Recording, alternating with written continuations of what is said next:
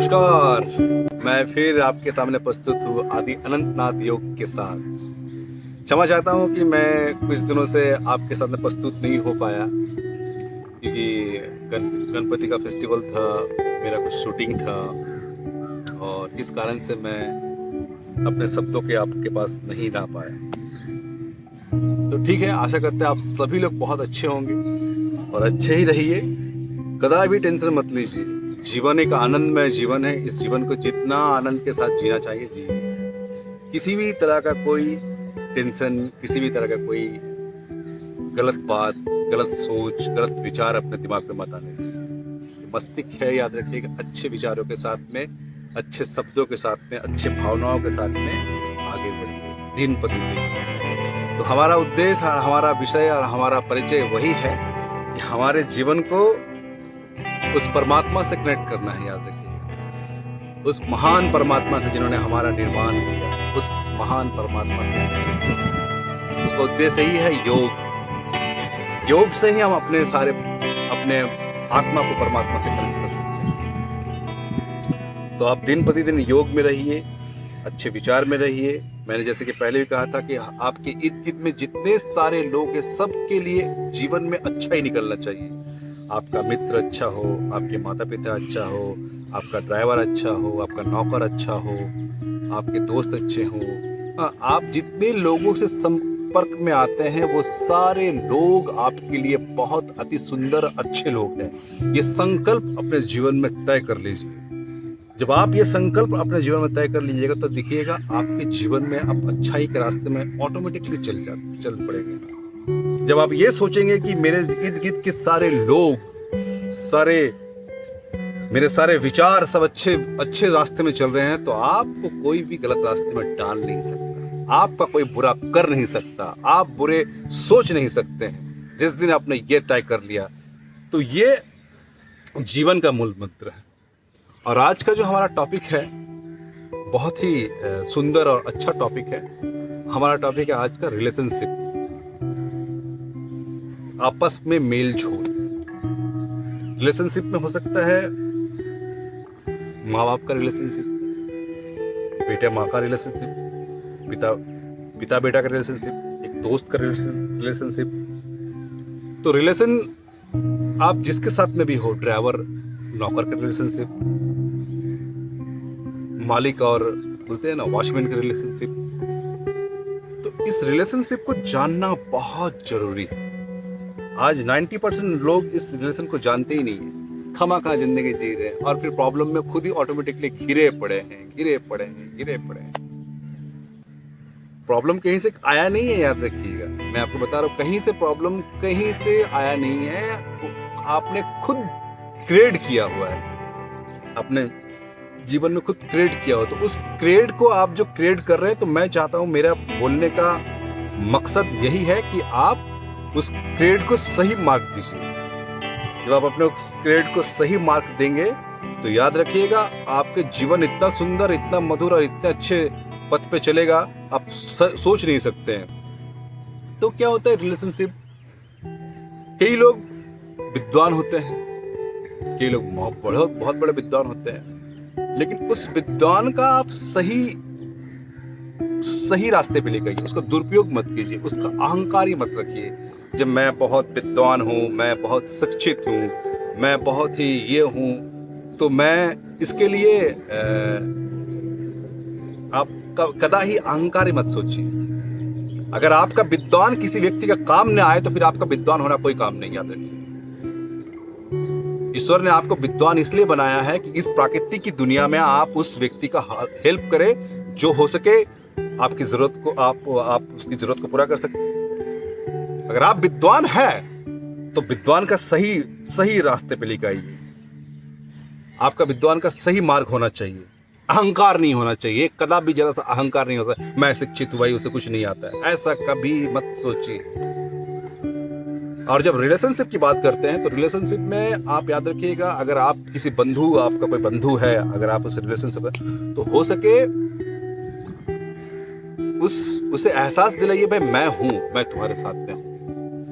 जीवन का गरुड़ पुराण में एक बात है कि जब माता पिता अपने बच्चों को पालन पोषण करके बड़ा करता है तो माता पिता साथ साथ में एक कॉन्फिडेंस भी बिल्ड करता है, जब बेटा तुम जिंदगी के पथ में चलो, मैं तुम्हारे साथ हूँ। उसके बाद आता है मित्र का जगह आता है। और जब मित्र का जगह आता है तो मित्र ऐसा होता है, भाई मुझे इस चोटी पे चढ़ना, हाँ बेटा तू चढ़ चोटी पे, मैं तेरे नीचे खड़ा हूँ, मैं तेरे साथ खड़ा हूँ।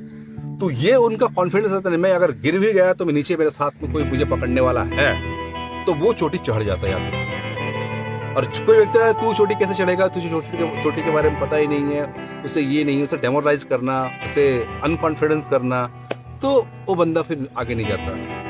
तो ये इस चीज़ों को सुधारना आपके जीवन में, आपके इर्द गिर्द में जितने भी दोस्त हैं, जितने भी आप लोगों से रिलेशन रखे हुए हैं, अगर वो जीवन में कुछ करना चाहता है या जीवन में कुछ बनना चाहता है, हो सके मान लीजिए आपके पास ज्ञान ज़्यादा हो, ज्ञान का देखिए, ज्ञान में कोई इस पृथ्वी में जितने भी प्राणी हैं, ईश्वर की दृष्टि सब पे सम्मान है, याद रखिएगा। कोई भी बोलते ना किसी के लिए नहीं है भाई तू काला है तो भाई मैं तुझे ज्यादा दिखूंगा, ईश्वर ऐसा कभी नहीं करता है। ईश्वर की दृष्टि हर एक व्यक्ति पे सम्मान है यार, जब मैं हूं, आप हो, कोई भी हो, सबके लिए बोलते हैं ना एक ही दृष्टि से ईश्वर सबको देखता है। तो जब भी आपको समझ लीजिए, अगर आपके पास ज्यादा ज्ञान है, आप ज्यादा अनुभवी है हर चीज में, तो आप सोच लीजिए आपको ईश्वर प्रेम करता है। लेकिन अगर आपने उस चीज का अहंकार में अपने आप क्रिएट कर लिया तो वो नष्ट हो जाएगा। ये विधि का विधान है, ये गरुड़ कुरान कहता है, गरुड़ पुराण कहता है, ये हमारा ग्रंथ कहता है, ये और ये होता है। इसका एग्जाम्पल एक बहुत माने पुरुषोत्तम श्री राम के जीवन में भी हुआ था। आपको याद होगा शायद, महामुनि महर्षि रावण इतना ज्ञानी होने के बाद भी अहंकार में अपनी सारा चीज बर्बाद कर दिया। तो अहंकारी मत बनिए, आपको अहंकारी नहीं बनना है। अहंकार अपने जीवन में कदा ही नहीं, एकदम छूना नहीं है अहंकार को। आपने अगर अहंकार को अपने जरा सा भी तेज कर दिया तो आपके जीवन को नष्ट कर देगा याद रखिएगा, और उसका दोषी आप खुद होंगे।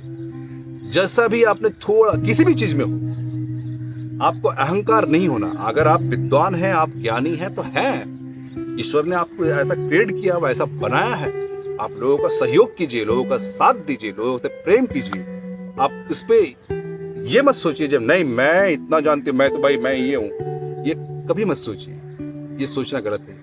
कई बार जीवन में कोई पढ़ाई में बहुत आगे होता है तो कोई जीवन में बहुत आगे होता है, कोई खेल में बहुत आगे होता है तो कोई कूद में बहुत आगे होता है, कोई बोलने में बहुत अच्छा होता है तो कोई नाचने में बहुत अच्छा होता है। तो देखिए ना, आप इस चीज को सोच के देखिए कि ईश्वर की दृष्टि सब में सम्मान है, कोई भी एक नहीं है। तो इस चीज को कभी मत सोचिए कि मैं बहुत विद्वान हूँ तो मैं भाई मेरे सामने वाला हो तो वो मूर्ख है। ऐसा नहीं, आपका विद्वान, अगर आपका विद्वान उसे विद्वान नहीं बनाता तो आपका विद्वान होना कोई काम का नहीं। आपका विद्वान होना उस व्यक्ति को भी विद्वान बनाना, तब जाके आप विद्वान कहलाएंगे। उस व्यक्ति को अगर मूर्ख देख रहे हैं तो आपके सामने मूर्ख है, तो आप बोलते हैं ना, जैसे रास्ते में आप चल रहे हैं तो रास्ते में एक पत्थर पड़ा हुआ है, उस पत्थर को आपके पास इतना पावर होना चाहिए, इतना पेशेंस होना चाहिए, इतना नॉलेज होना चाहिए, उसको हटा दे। अगर उस पत्थर को आप वहीं पर खड़े रख दिए हैं तो आप वहीं अटके हुए, आप आगे बढ़ ही नहीं पा रहे ना। तो ये जीवन का सही मंत्रों को अपने जीवन पे लाइए, उस पे लागू कीजिए और जीवन को सुंदर बनाइए। हर लोगों से प्रेम कीजिए, हर लोग आपसे प्रेम करें, ये संकल्प लेके अपने जीवन में आगे बढ़िए। याद रखिएगा, हमारा उद्देश्य यही है, आदि अनंतनाथ योग का उद्देश्य यही है कि जीवन के हर एक प्राणी सुखी हो, हर एक प्राणी समर्थी हो, ज्ञानी हो, बुद्धिमानी हो। तो ये संकल्प लेके हम ये प्रेरणा लोगों तक पहुंचाते हैं, याद रखिएगा। तो आप भी जिन लोगों से जुड़े हैं, जितने लोगों से जुड़े हैं, सबको इसी दृष्टि से देखिएगा, आपका जीवन इतना सुंदर, इतना मधुर, इतना प्रेम हो जाएगा। और इस बात को मत भूलिएगा कि आपके माता पिता दुनिया के सबसे अच्छे माता पिता हैं, आपके भाई बंधु दुनिया का सबसे अच्छा बंधु है। तो ये भी संकल्प लेके रहिए, अपने जीवन में लेते रहिए, कदाई मत भूलिए इस चीज को, एक जरा भी भूलने मत दीजिए। आप अगर इस चीज को अवॉइड करते हैं तो कहीं ना कहीं आप जीवन के गलत मार्ग में चलते हैं। तो बस इसी आदेश के साथ में और यही अनुभव को साझा करना था आप लोगों से। तो इस अनुभव को आप अपने जीवन में लागू कीजिए और हो सके जीवन को अच्छी दृष्टि से देखिए। कल मैं फिर आऊँगा एक नए विषय को लेके, एक नई जानकारी के लेके आपके सामने, जो आपके जीवन को सही मार्ग, सही रास्ते पे ले चले। नमस्कार।